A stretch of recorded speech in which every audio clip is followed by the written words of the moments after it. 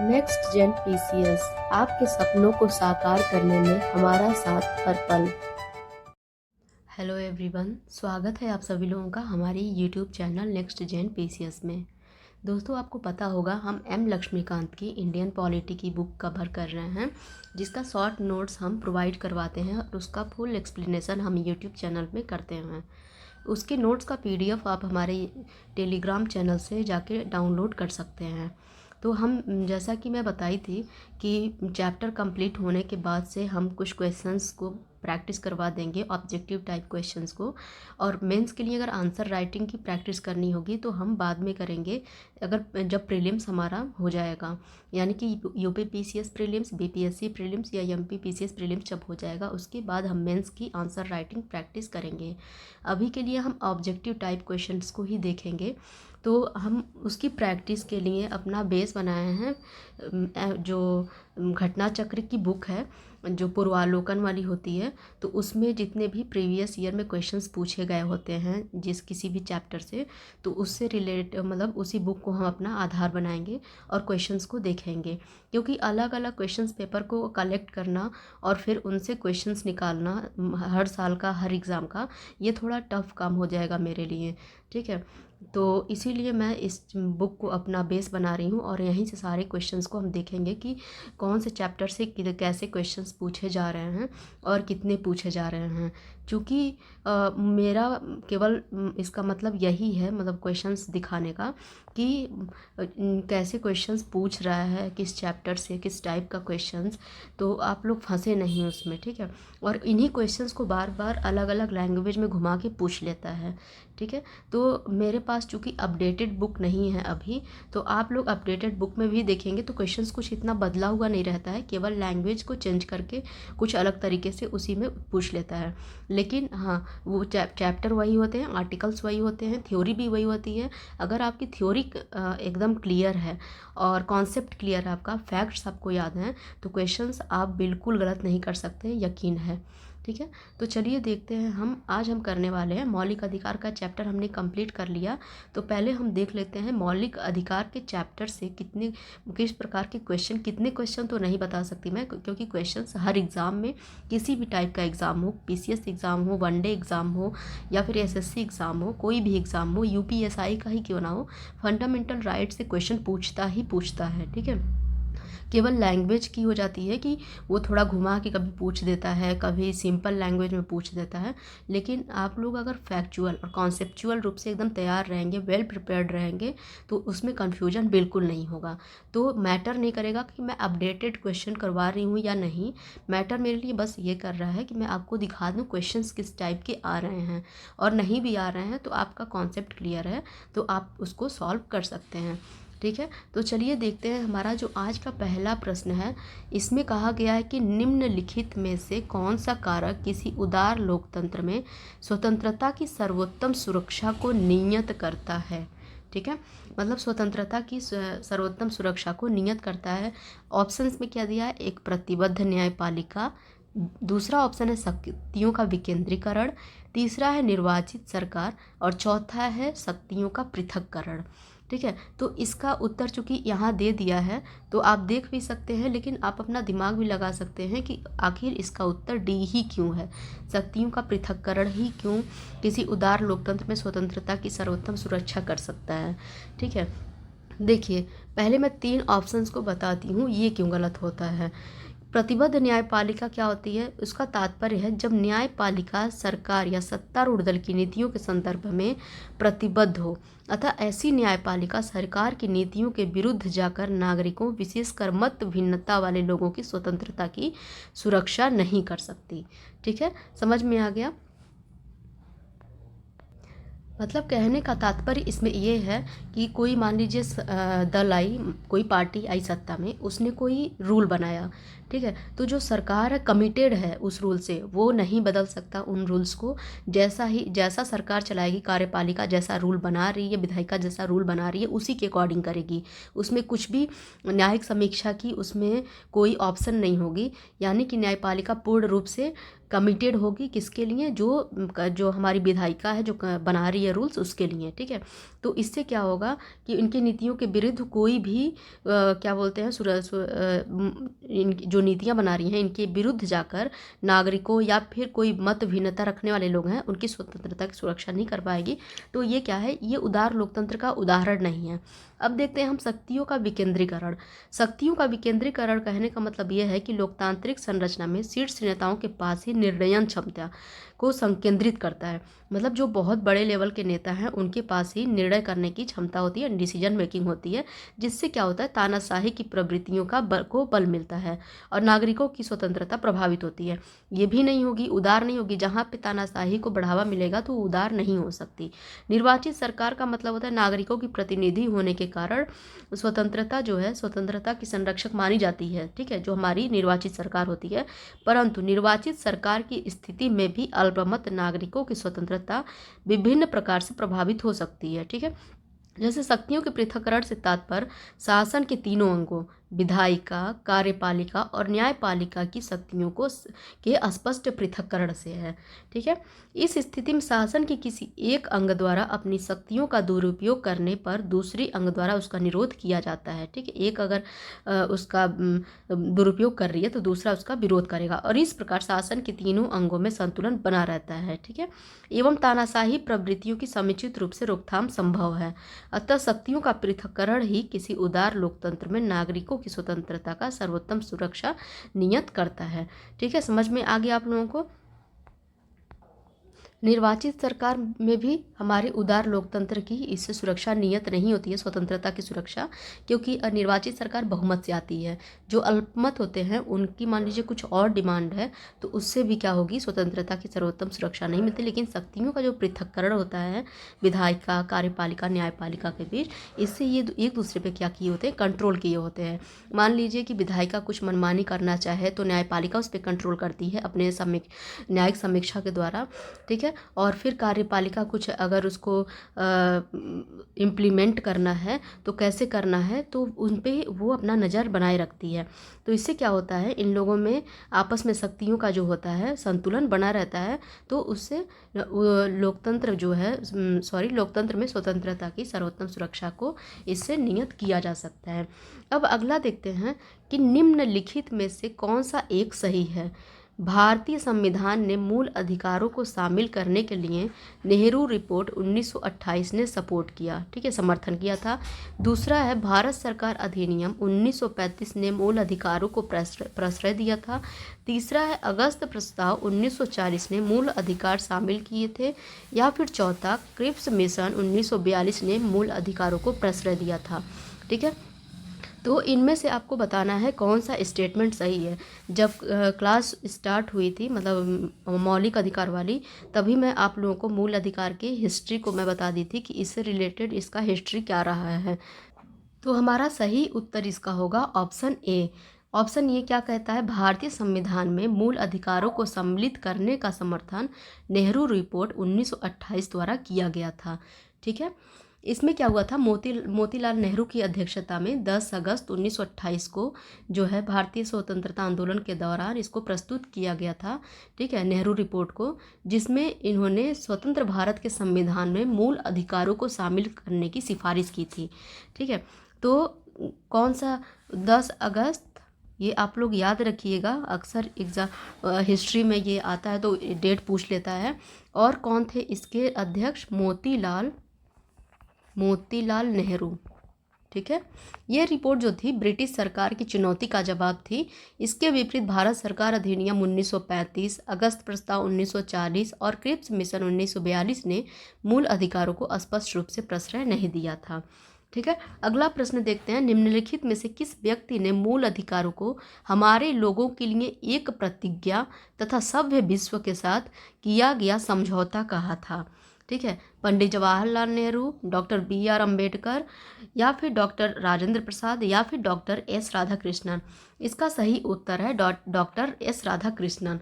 Doctor S Radhakrishnan मूल अधिकारों में पर जब संविधान में बहस हुई तो उन्होंने बहस में भाग लेते हुए कहा था कि यह हमारे लोगों के लिए एक प्रतिज्ञा और सभ्य विश्व के साथ किया गया एक समझौता है। देखिए, ये जो स्टेटमेंट होता है अक्सर एग्ज़ाम में पूछ लेता है कि किस किस व्यक्ति ने ये कहा, या फिर से किस विशेषज्ञ ने ऐसा कहा, या फिर किसी भी थिंकर का नाम दे देगा। तो आप लोग अक्सर ऐसे स्टेटमेंट को याद रखिएगा, ठीक है। चलिए अगला क्वेश्चन करते हैं। देखिए क्वेश्चन इसमें बहुत सारे हैं, इसलिए हर क्वेश्चन को एक एक करके एक एक ऑप्शन को एक्सप्लेन नहीं कर सकते। तो आप लोग जल्दी जल्दी हम क्वेश्चंस को करिए ताकि देख लीजिए आप लोग क्वेश्चंस किस तरीके से पूछा जा रहा है। अगला क्वेश्चन है मौलिक अधिकार क्या है? वाद योग्य, अवाद योग्य, लचीला या कठोर? देखिए वाद योग्य है ये, ठीक है, क्योंकि इसका जब हनन होता है तो आर्टिकल 32 के तहत आप कहाँ जा सकते हैं? सीधे सुप्रीम कोर्ट में सुनवाई के लिए जा सकते हैं। वाद योग्य कहने का मतलब ये होता है कि अगर इसका हनन हो तो आप इसके लिए न्यायिक याचिका डाल सकते हैं, या फिर इससे संबंधित मुद्दों को लेके आप कोर्ट में दाखिल हो सकते हैं। और अवाद योग्य कौन से होते हैं? जिनके लिए आप चुनौती नहीं दे जा सकते न्यायालय में, जैसे नीति निर्देशक तत्व जो हैं, अगर उनके सिद्धांतों को इम्प्लीमेंट ना किया जाए तो उसके लिए आप न्यायालय नहीं जा सकते कि ऐसा सरकार नहीं कर रही है, ठीक है। तो मौलिक अधिकार क्या है? वाद योग्य हैं। ये सब कुछ मैं अपने पहले के क्लासेस में बता चुकी हूँ, अगर आप लोग शुरू के क्लासेस देखे होंगे तो आपको पता होगा मौलिक अधिकार क्या है, वाद योग्य, क्योंकि अगर इनका हनन होता है तो आप सीधे कोर्ट जा सकते हैं।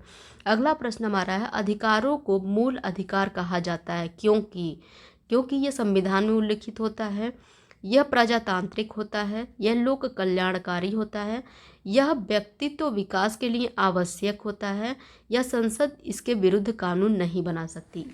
क्यों इसको मूल अधिकार कहा जाता है? तो इसका सही उत्तर है ऑप्शन सी, यानी कि 1, 4, 5, 1, 4 और 5 संविधान में उल्लिखित है, ठीक है। चौथा यह है यह व्यक्तित्व विकास के लिए आवश्यक होता है और संसद इसके विरुद्ध जाकर कानून नहीं बना सकती, ऐसा सुप्रीम कोर्ट बोल चुका है, क्योंकि ये इसके विरुद्ध अगर जाके कानून बनाती है तो ये हमारे संविधान में मूल ढांचे का विरोध हो जाता है। इसका एक्सप्लेनेशन हम देखते हैं। स्वतंत्रता संघर्ष के दौरान स्वतंत्रता आंदोलन के नेताओं ने अधिकारों के महत्व को समझा था। स्वतंत्रता के बाद संविधान निर्माण के दौरान संविधान में अधिकारों का समावेश करने एवं सुरक्षित करने के उद्देश्य से संविधान में उन अधिकारों को सूचीबद्ध किया गया जिन्हें सुरक्षा देनी थी और उन्हें मौलिक अधिकारों की संज्ञा दी गई। यह अधिकार अत्यधिक महत्वपूर्ण है और इसलिए उन्हें संविधान में सूचीबद्ध किया गया है। व्यक्तित्व विकास के लिए ये इतने महत्वपूर्ण हैं कि संविधान स्वयं यह सुनिश्चित करता है कि सरकार भी उनका उल्लंघन न कर सके। संविधान में मूल अधिकारों का उल्लेख अधिकारों के महत्व को दर्शाता है। इन अधिकारों के अभाव में व्यक्ति के व्यक्तित्व का सर्वोत्तम विकास संभव नहीं हो पाता। संविधान के अनुच्छेद 13 के अंतर्गत ये प्रावधान है कि किसी भी अध्यादेश या अधिनियम के द्वारा अधिकारों को छीड़ या समाप्त नहीं किया जा सकता है। प्रजातांत्रिक और लोक कल्याणकारी अवधारणा जो है शासन प्रक्रिया से संबंध है, न कि अधिकारों से, ठीक है। ये स्पष्ट हो गया। चलिए अगली प्रश्न की ओर बढ़ते हैं। अगला हमारा प्रश्न है मौलिक अधिकार कभी निलंबित नहीं किए जा सकते। प्रधानमंत्री के निर्देशों से निलंबित हो सकते हैं, राष्ट्रपति की इच्छा पर निलंबित हो सकते हैं, या फिर आपातकालीन स्थिति में निलंबित किए जा सकते हैं। मैं आप लोगों को पढ़ा रही थी जब मौलिक अधिकार, तो मैं बताई थी कि मौलिक अधिकार को निलंबित किया जा सकता है जब आपातकाल की घोषणा हो, आर्टिकल 358 और 359 के तहत। इसमें आर्टिकल 20 और 21 को छोड़ दें तो राष्ट्रपति की अनुमति से मौलिक अधिकारों को निलंबित किया जा सकता है आपातकाल के दौरान, ना कि प्रधानमंत्री के निर्देशों से, ठीक है। और राष्ट्रपति की इच्छा पर निलंबित हो सकते हैं, इच्छा से होते हैं लेकिन आपातकाल की स्थिति में, ना कि सामान्य स्थिति में। तो इसका सही उत्तर हो जाएगा ऑप्शन डी। अगला देखते हैं भारत में मौलिक अधिकारों के संबंध में निम्न वक्तव्यों पर विचार कीजिए। ये राज्य कृत्य के विरुद्ध एक गारंटी हैं। ये संविधान के भाग 3 में सूचीबद्ध हैं। सामाजिक, आर्थिक तथा राजनीतिक न्याय सुनिश्चित करते हैं। यह संयुक्त राज्य अमेरिका में अधिकारों की बिल की भांति नहीं है। कौन सा स्टेटमेंट, मतलब कौन कौन से स्टेटमेंट सही है? तो इसका सही उत्तर हो जाएगा ऑप्शन सी, कि ठीक है, क्योंकि भारत में जो मौलिक अधिकार हैं राज्य कृत्य के विरुद्ध एक गारंटी है। राज्य इनके खिलाफ जाकर मनमानी कानून नहीं बना सकता। इन्हें संविधान के भाग 3 में शामिल किया गया है और ये संयुक्त राज्य अमेरिका के बिल की भांति ही हैं। और जहाँ तक सामाजिक, आर्थिक तथा राजनीतिक न्याय का प्रश्न है तो ये संविधान की प्रस्तावना से उद्भूत होते हैं और संविधान के भाग 3 के मौलिक अधिकार और भाग 4 के राजनीति निर्देशक तत्व एक दूसरे के पूरक के रूप में मिलकर इन्हें सुनिश्चित करते हैं। ठीक है, चलिए अगला देखते हैं प्रश्न। भारतीय संविधान में किस अनुच्छेद के अंतर्गत नागरिकों को मौलिक अधिकार प्रदान किए गए हैं? इसका सीधा सा उत्तर है 12 से 35। इसमें तो कुछ सोचना ही नहीं है। ठीक है, तो आप देख सकते हैं ऐसे सीधे भी क्वेश्चन पूछ ले रहा है और कुछ ऐसे थोड़ा सा उलझने वाला क्वेश्चन भी पूछ ले रहा है, लेकिन टफ नहीं है। अगर आप लोगों का कॉन्सेप्ट क्लियर है और फैक्चुअल स्ट्रांग है तो ये क्वेश्चंस जो होते हैं टफ नहीं होते हैं। ठीक है, अगला प्रश्न देखते हैं। भारतीय संविधान का कौन सा अनुच्छेद संवैधानिक प्रावधानों को संघीय संसद, राज्य विधान पालिकाओं द्वारा बनाए गए नियमों कानूनों पर प्राथमिकता प्रदान करता है? तो आर्टिकल 13 है। ये मैं शुरुआत में ही आर्टिकल 13 पढ़ा दी थी। इसमें प्रावधान किया गया है कि संघ एवं राज्य कोई ऐसा कानून नहीं बनाएंगे जो भाग 3 में प्रदत्त मौलिक अधिकारों को छीनता या न्यून करता हो। ठीक है, मतलब छीनता या न्यून करने मतलब ना उसको कम कर सकते हैं ना उसको छीन सकते हैं। यदि कोई कानून मौलिक अधिकारों के उल्लंघन में बनाया गया तो वह कानून उल्लंघन की मात्रा तक शून्य होगा। अनुच्छेद 32 संवैधानिक उपचारों का अधिकार से संबंधित है, आपको पता होगा। आर्टिकल 245 जो है केंद्र एवं राज्यों द्वारा बनाई गई विधियों का विस्तार संबंधित है, जबकि आर्टिकल 326 जो है लोकसभा एवं विधानसभा का निर्वाचन वयस्क मताधिकार के आधार पर होना संभव बनाता है। तो देखिए, जब भी एग्जाम में अगर ऐसे क्वेश्चन आए तो आप आर्टिकल, या आप अगर इस बुक को सॉल्व कर रहे हैं घटना चक्र को, तो जितने भी आर्टिकल हैं किसी एक क्वेश्चन के ऑप्शन में, तो उन आर्टिकल को भी देख लीजिए कि किससे रिलेटेड है, क्योंकि एग्जाम में जब भी पूछेगा तो जरूरी नहीं है कि अगली बार आर्टिकल 13 का ही पूछ दे। आर्टिकल 245 भी पूछ सकता है या 326 भी पूछ सकता है। तो आप लोगों को ये याद रहना चाहिए। क्वेश्चंस यहीं से बनाता है, क्वेश्चंस कहीं अलग से नहीं बनाते ये लोग, केवल थोड़ा सा कभी कभी उलझा देते हैं। ठीक है, अगला देखते हैं। भारतीय संविधान के अनुच्छेद 13 का मुख्य उद्देश्य निम्नलिखित में से किसके संदर्भ में संविधान की सर्वोच्चता सुनिश्चित करना है? तो मौलिक अधिकार। भारतीय संविधान में समता का अधिकार 5 अनुच्छेदों द्वारा प्रदान किया गया है। तो ये आपको बताई थी 14 से लेकर 18 तक, मैं पूरा एक्सप्लेन भी की हूँ। आप लोग मेरे जो लेक्चर्स हैं उसमें जाके देख सकते हैं। अगला प्रश्न, समानता का अधिकार निम्न किस में? तो आर्टिकल 14 में, ये भी आपको पता होगा। ठीक है, सॉरी यहाँ पे दिया है क्या और भी सारे ऑप्शन, मुझे एक लगा कि एक ही ऑप्शन लगा केवल। तो आप देख सकते हैं 14 से लेकर 18 तक में समानता के अधिकार की बात की गई है। तो 13 जो है, 13 तो नहीं है, 14, 15 और 16, यानी कि 2, 3, 4। ठीक है, अगला है। भारतीय संविधान के निम्नलिखित अनुच्छेदों में से कौन विधायन सत्ता पर पूर्ण नियंत्रण लगाता है? तो आर्टिकल 14। ठीक है, आर्टिकल 14 जो है विधायन सत्ता पर पूर्ण नियंत्रण लगाता है। यह उपबंध कहता है कि किसी व्यक्ति को विधि के समक्ष समता से या विधियों के समान संरक्षण से वंचित नहीं किया जाएगा। प्रत्येक व्यक्ति, चाहे वह नागरिक हो या विदेशी हो, सब पर यह अधिकार लागू होता है। ये नागरिक या विदेशी किस पे कौन कौन से आर्टिकल लागू होते हैं ये भी आप लोग बिल्कुल याद कर लीजिएगा। जब मैं मौलिक अधिकार वाले चैप्टर को कवर करवा रही थी तो मैं एक एक आर्टिकल पे फोकस करवाई हूँ और एक एक पॉइंट पे फोकस करवाई हूँ कि क्या याद करने लायक चीज़ है और क्या नहीं है। नहीं वाली तो कुछ चीज़ है ही नहीं, आपको याद सब कुछ करना पड़ेगा। अगला प्रश्न देखते हैं। निम्नलिखित में से भारत के संविधान का कौन सा अनुच्छेद कानून के समक्ष समानता संबंधित है? आर्टिकल 14 हो गया।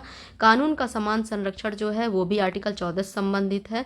फिर देखते हैं, कानून को लागू करने के मामले में कोई विधान जो किसी कार्यपालक अथवा प्रशासनिक अधिकारी को अनिर्देशित एवं अनियंत्रित विवेकाधिकार देता है, भारत के संविधान के निम्नलिखित अनुच्छेदों में से किसका उल्लंघन करता है?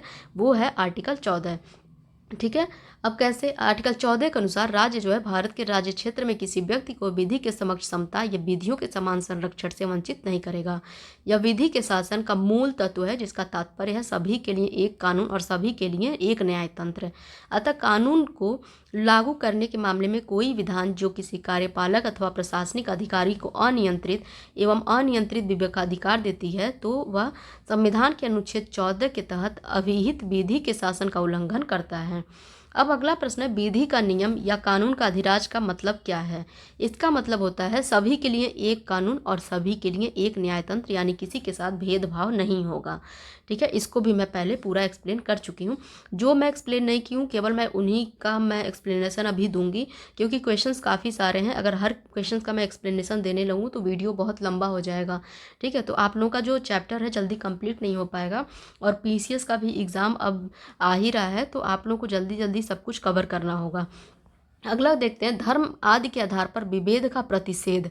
भारत के संविधान का अनुच्छेद 15 एक मूल अधिकार है जिसे इसके अधीन वर्गीकृत किया गया है समता के अधिकार। समता के अधिकार में 14 से लेके 18 यानी आर्टिकल 14 से लेके 18 तक की बात की गई है। ठीक है, अगला देखते हैं, मद्रास राज्य बनाम दोराय राजन 1951 के मुकदमे में भारतीय सर्वोच्च न्यायालय के निर्णय के परिणाम स्वरूप निम्नलिखित में से किस मौलिक अधिकार को संशोधित किया गया? 1951 में विधि के समक्ष समानता का अधिकार, भेदभाव के विरुद्ध अधिकार, अस्पृश्यता के विरुद्ध अधिकार, या फिर विचार एवं अभिव्यक्ति के विरुद्ध स्वतंत्रता का अधिकार। तो इसका उत्तर होगा बी, होगा भेदभाव के विरुद्ध अधिकार। तो ये वाला जो केस है ये आप लोग याद कर लीजिएगा कि मद्रास राज्य बनाम चंपाकन दोरायराजन केस 1951 के मुकदमे में सर्वोच्च न्यायालय के निर्णय के परिणाम स्वरूप भेदभाव के विरुद्ध अधिकार यानी कि अनुच्छेद 15 को संशोधित किया गया, और इसमें संविधान यानी कि पहला संशोधन अधिनियम 1951 की धारा 2 द्वारा अनुच्छेद 15 का क्लॉज 4 जोड़ा गया, और इसके तहत सामाजिक एवं शैक्षणिक दृष्टि से पिछड़े वर्गों की उन्नति के लिए या अनुसूचित जाति अनुसूचित जनजाति के लिए राज्य द्वारा विशेष उपबंध करने हेतु प्रावधान किया गया। तो ये थोड़ा सा अलग क्वेश्चन था अभी, तो आप लोग इसका एक्सप्लेनेशन नोट कर लीजिएगा और देख लीजिएगा, लेकिन टफ नहीं है। ठीक है, चलिए अगला देखते हैं, संविधान के किस अनुच्छेद के अंतर्गत शिक्षण संस्थाओं में जिसमें गैर सरकारी व गैर अनुदान प्राप्त भी सम्मिलित हैं अन्य पिछड़ों अनुसूचित जाति व अनुसूचित जनजाति हेतु आरक्षण की सुविधा प्रदान की गई है? अभी हमने एक्सप्लेन किया, वो था आर्टिकल 15 का 5। ठीक है, भाग 5 में। तो संविधान के अनुच्छेद 15 के भाग 5 के अंतर्गत शिक्षण संस्थाओं में जिसमें गैर सरकारी व गैर अनुदान प्राप्त भी सम्मिलित हैं अन्य पिछड़े अनुसूचित जाति व अनुसूचित जनजाति हेतु आरक्षण की व्यवस्था की गई है। ठीक है, अब अगला प्रश्न है, संविधान के किन अनुच्छेदों के अनुसार ओबीसी को आरक्षण के प्रावधान दिए गए हैं? तो इसका उत्तर है आर्टिकल 15(4) और 16(4). भारतीय संविधान के अनुच्छेद 15(4) और 16(4) के प्रावधानों के अनुसार ओबीसी के लिए राज्य की सेवाओं में आरक्षण के प्रावधान किए गए हैं। 103वें संविधान संशोधन अधिनियम द्वारा जोड़े गए अनुच्छेदों खंडों जो कि 15(6) और 16(6) के माध्यम से आर्थिक रूप से दुर्बल वर्गों के लिए आरक्षण की प्रावधान किए गए हैं। ठीक है, तो ये कब संशोधन हुआ था? 103वां संशोधन जो कि 2019 में हुआ था। अगला है, भारतीय संविधान के निम्नलिखित अनुच्छेदों में से कौन सा एक लोक नियोजन के विषय में भारत के सभी नागरिकों को अवसर की समानता की प्रत्याभूति प्रदान करता है? तो इसका उत्तर हो जाएगा बी, 16(1) और 16(2). ठीक है, ये आपको पता होगा। 16(1) में मैं ये इसको आर्टिकल 16 में मैं इसका डिस्कशन की हूँ।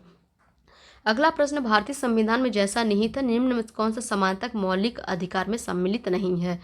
पहला, कानून के समक्ष समता सम्मिलित है, सामाजिक समानता सम्मिलित है, अवसर की समानता भी है, आर्थिक समानता की बात नहीं की गई है, तो आर्थिक समानता की इसमें जो है उल्लेख नहीं है। अगला, सामाजिक आर्थिक एवं राजनीतिक क्षेत्रों में समान आधार निर्मित करने के उद्देश्य से राज्य असमान लोगों के लिए भिन्न व्यवहार कर सकता है। दूसरा है, कारण इसका समान लोगों में विधि समान होगी और समान रूप से प्रशासित की जाएगी। अब इसमें क्या करना है कि सही उत्तर का चुनाव करना है। तो देखिए, ए और आर दोनों सही हैं, और ए जो है का सही स्पष्टीकरण आर है कि जो लोग असमान हैं उनके साथ भिन्न व्यवहार करके राज्य उनको समान स्तर पर लाने की कोशिश करती है।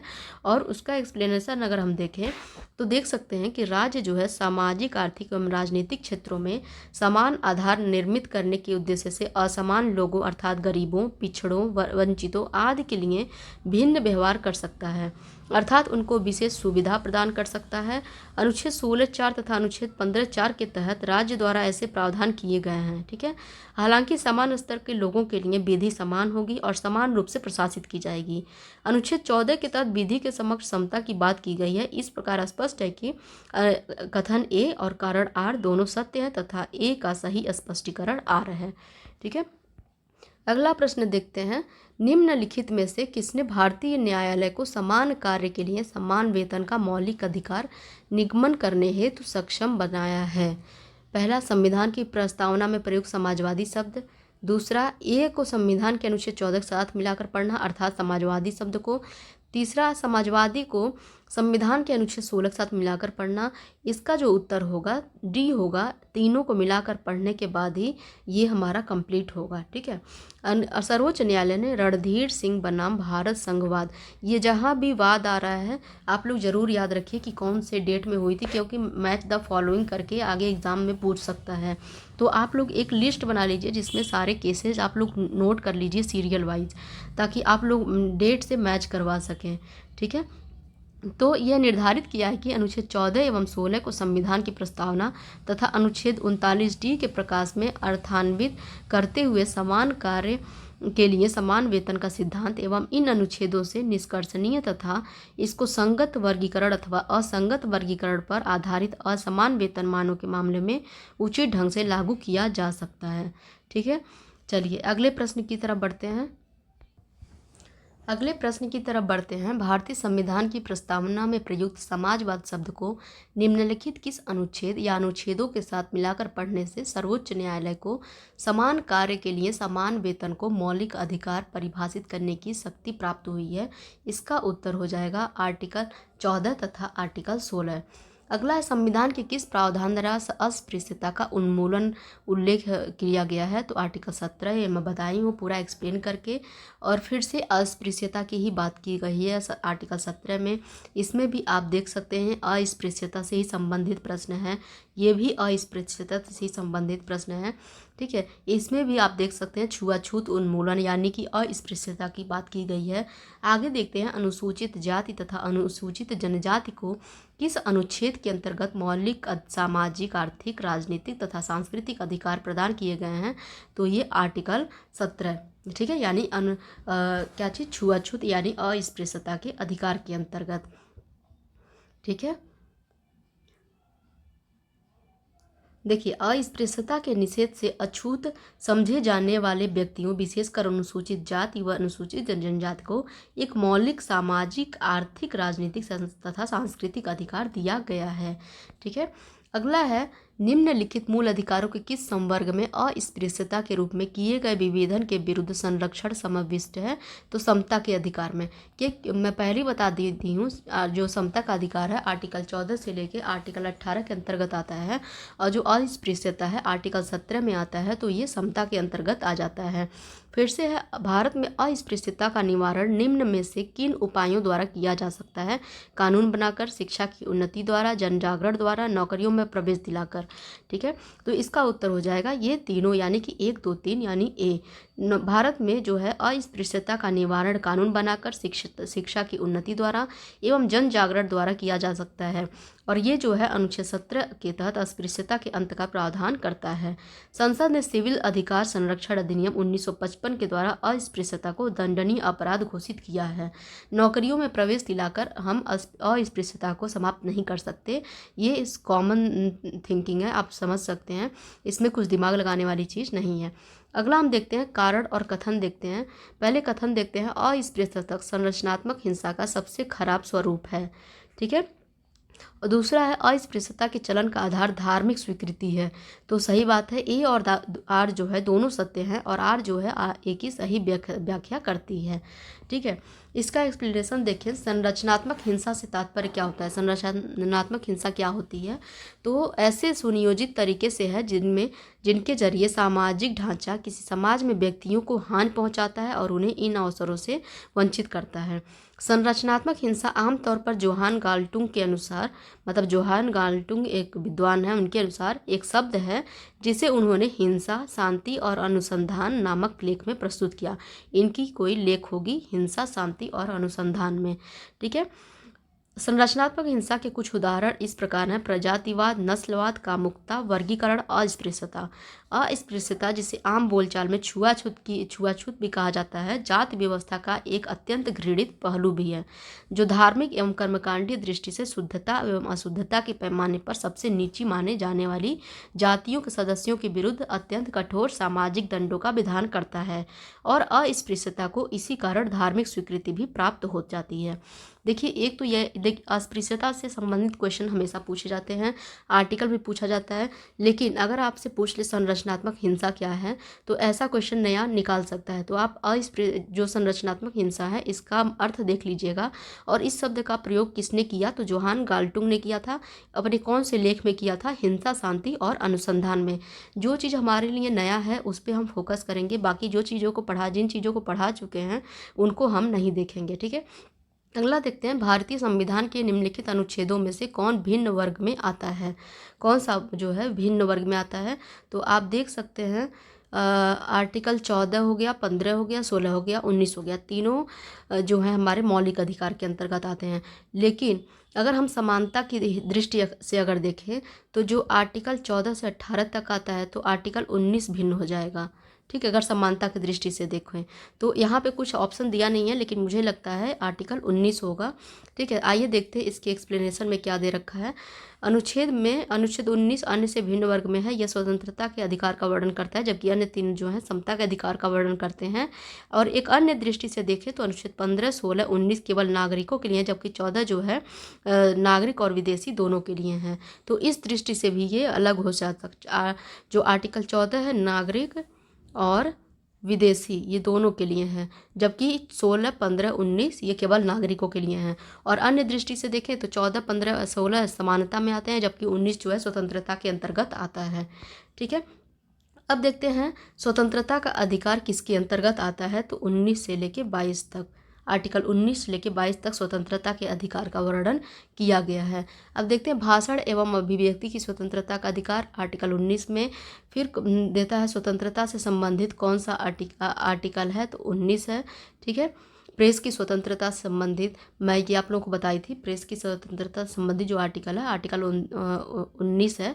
ठीक है, देखिए संविधान में जो है प्रत्यक्ष रूप से प्रेस की स्वतंत्रता का उल्लेख नहीं है, किंतु आर्टिकल 19(1) के अंतर्गत, यानी कि 19(1)(a) के अंतर्गत वर्णित वाक्य स्वातंत्र्य और अभिव्यक्ति स्वातंत्र्य के अंतर्गत ही न्यायालय द्वारा इसको निहित माना जा सकता है। देखिए कितने लोग प्रेस की स्वतंत्रता को आर्टिकल 21 में शामिल कर देंगे अगर पता नहीं हो तो आप इसमें क्लियर रहिएगा। जो प्रेस की स्वतंत्रता है वो आर्टिकल 19 का हिस्सा है। भारतीय संविधान का कौन सा अनुच्छेद प्रेस की स्वतंत्रता को आश्वासित करता है, आर्टिकल 19। देख रहे हैं 2 बार नहीं 3 बार, और बार ये क्वेश्चन अक्सर पूछ लेता है एग्जाम में। तो प्रेस की स्वतंत्रता आप एक नोट कर लीजिएगा, जो भी आप नोटबुक बना रहे होंगे तो वहाँ पे आप लोग जो घटना चक्र है इसके लिए आप लोग एक नोटबुक बना सकते हैं। ठीक है, उसमें ऐसे क्वेश्चंस को ऐड करिए जो बार बार पूछा जा रहा है अलग अलग तरीके से, और जिसमें आप कंफ्यूज हो सकते हैं। ठीक है, तो आप नोट कर सकते हैं प्रेस की स्वतंत्रता को, क्योंकि ये हर साल लगभग पूछ ही लेता है और किसी न किसी एग्जाम में पूछ लेता है। अगला है, भारत की संविधान स्पष्टता प्रेस की आज़ादी की व्याख्या नहीं करता, किंतु ये आज़ादी अंतर्निहित है किसमें, 19(1)(a) में। ठीक है, फिर से भारत में समाचार पत्रों का स्वातंत्र्य, ये भी 19(1)(a) में इसका वर्णन है। ठीक है, अब अगला है, उच्चतम न्यायालय की व्यवस्था के अनुसार निजी भवनों के ऊपर राष्ट्रीय झंडे को फहराना के तहत हर नागरिक का मौलिक अधिकार है, ... इसमें आपको फिल करना है, तो 19(1)(a) में। ठीक है, नवीन जिंदन बनाम भारत संघ वाद में, मतलब ये जो बात था इसमें सुप्रीम कोर्ट ने व्यवस्था दी कि निजी भवनों के ऊपर राष्ट्रीय झंडे फहराना अभिव्यक्ति का प्रतीक है। ठीक है, और ये जो है आर्टिकल 19(1) का हिस्सा माना जाएगा। ठीक है, अगला देखते हैं, स्वतंत्रता के अधिकार के भाग के रूप में निम्नलिखित में से कौन सा बिना हथियार के शांतिपूर्ण ढंग से इकट्ठा होने की स्वतंत्रता के अंतर्गत नहीं आता है, तो ये घेराव अफसर जो अपना कर्तव्य नहीं निभाते। 19(1) में शांतिपूर्ण और निरायुध सम्मेलन की स्वतंत्रता के अधिकार का उल्लेख है, साथ ही अनुच्छेद 19(1)(3) में शांतिपूर्ण व निरायुध सम्मेलन की स्वतंत्रता के अधिकार के प्रयोग पर भारत की प्रभुता और अखंडता या लोक व्यवस्था के हितों में युक्ति युक्त निर्बंधन अधिरोपित करने वाली विधि बनाने की राज्य की शक्ति दी गई है। ठीक है, अगला प्रश्न है, निम्नलिखित में से किस आधार के कारण नागरिक की विचार अभिव्यक्ति की स्वतंत्रता पर प्रतिबंध नहीं लगाया जा सकता है? भारत की संप्रभुता इसके आधार पर लगाया जा सकता है, लोक व्यवस्था के आधार पर भी, न्यायपालिका के अपमान पे भी, जबकि अवांछनीय आलोचना के आधार पर प्रतिबंध नहीं लगाया जा सकता। अगला है प्राण एवं दैहिक स्वतंत्रता। आप देख सकते हैं आर्टिकल 21 से संबंधित है। ठीक है, विधि की सम्यक प्रक्रिया सिद्धांत को शामिल किया गया आर्टिकल 21 के तहत। विधि की द्वारा स्थापित प्रक्रिया पदावली को उसी अर्थ में प्रयुक्त किया जाएगा जिस अर्थ में अमेरिकन संविधान में सम्यक विधि प्रक्रिया शब्दावली का प्रयोग किया गया है। ठीक है, अब भारतीय संविधान का कौन सा अनुच्छेद व्यक्ति के विदेश यात्रा के अधिकार को संरक्षित करता है? आर्टिकल 21 में बताई थी आप लोगों को।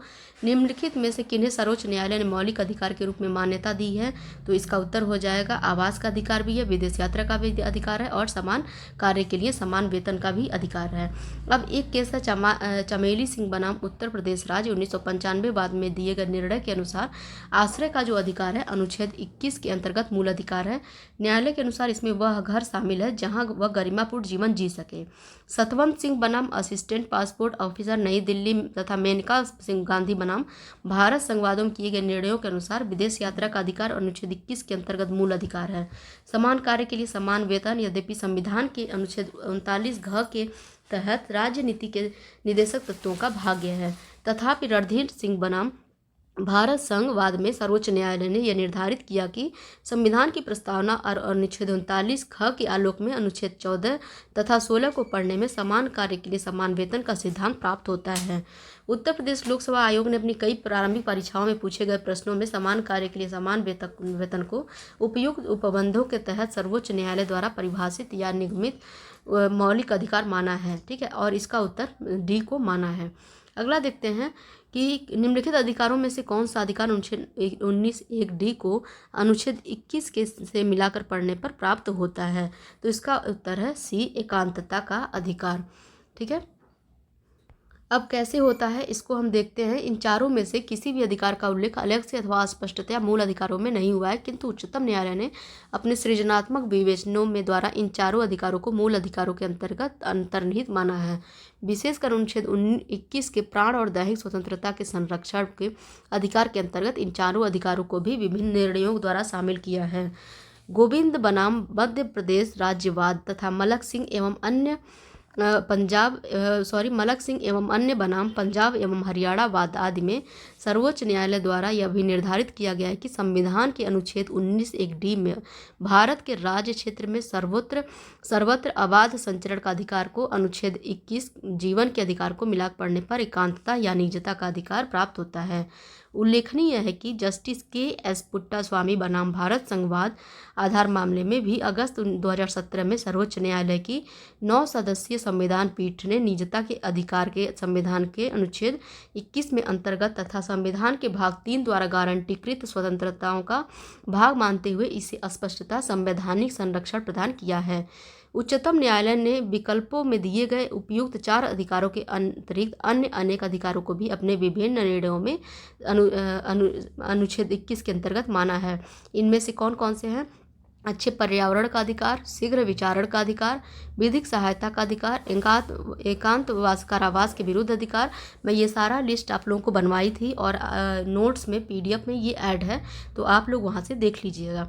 अगला है निजता के अधिकार को जीवन एवं व्यक्तिगत स्वतंत्रता के अधिकार के अंतर्भूत भाग के रूप में संरक्षित किया जाता है। भारत के संविधान में निम्नलिखित में से किससे जो है उपयुक्त कथन सही एवं समुचित ढंग से अर्थित होता है?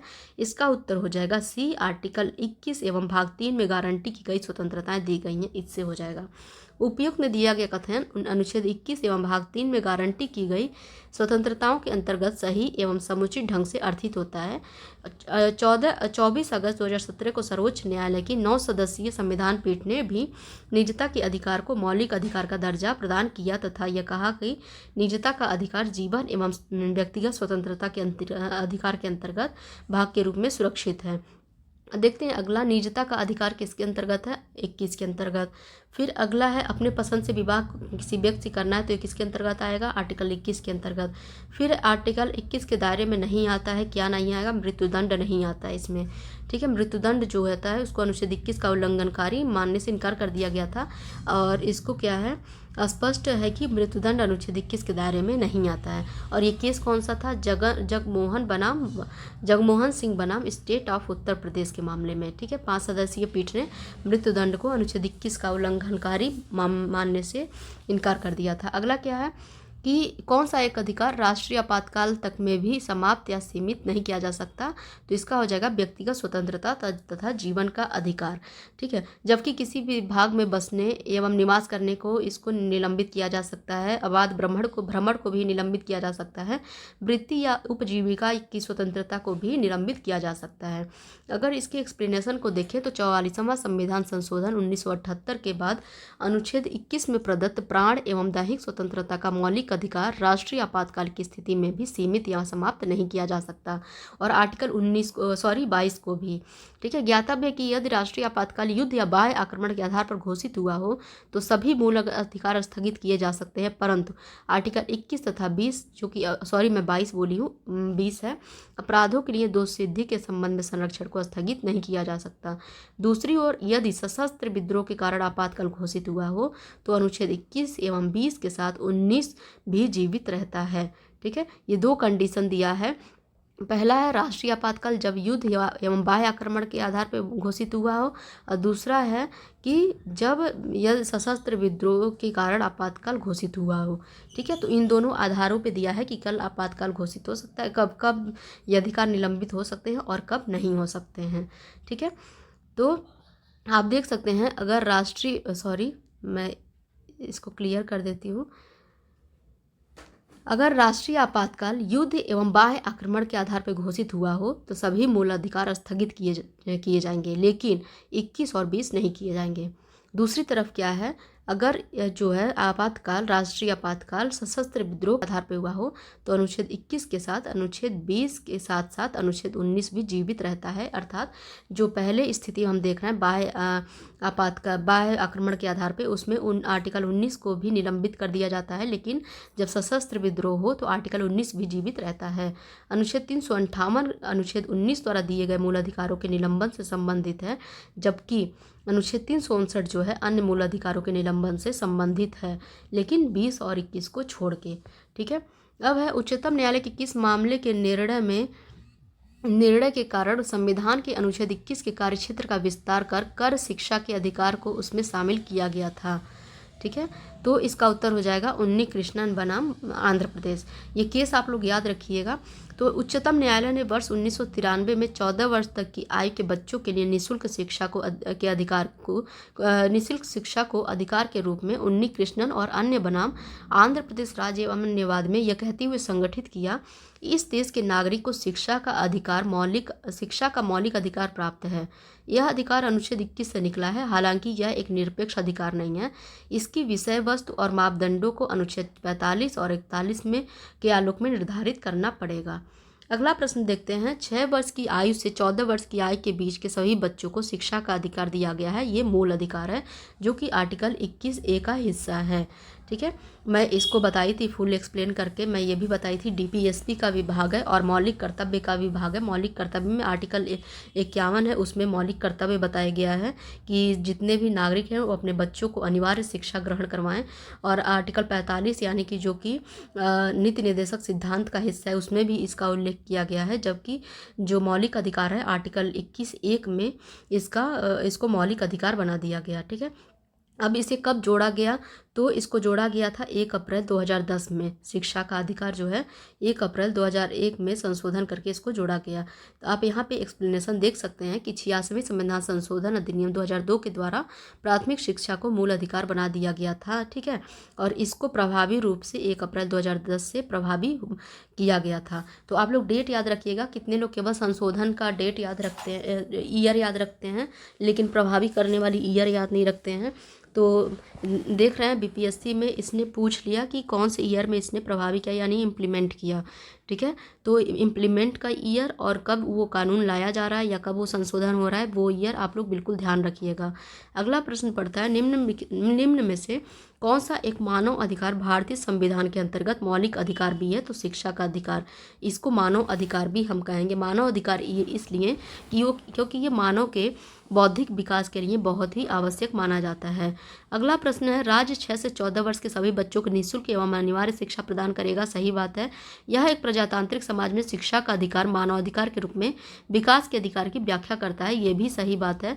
इसका उत्तर हो जाएगा ए और आर दोनों सही है और ए का सही स्पष्टीकरण आर है। ठीक है।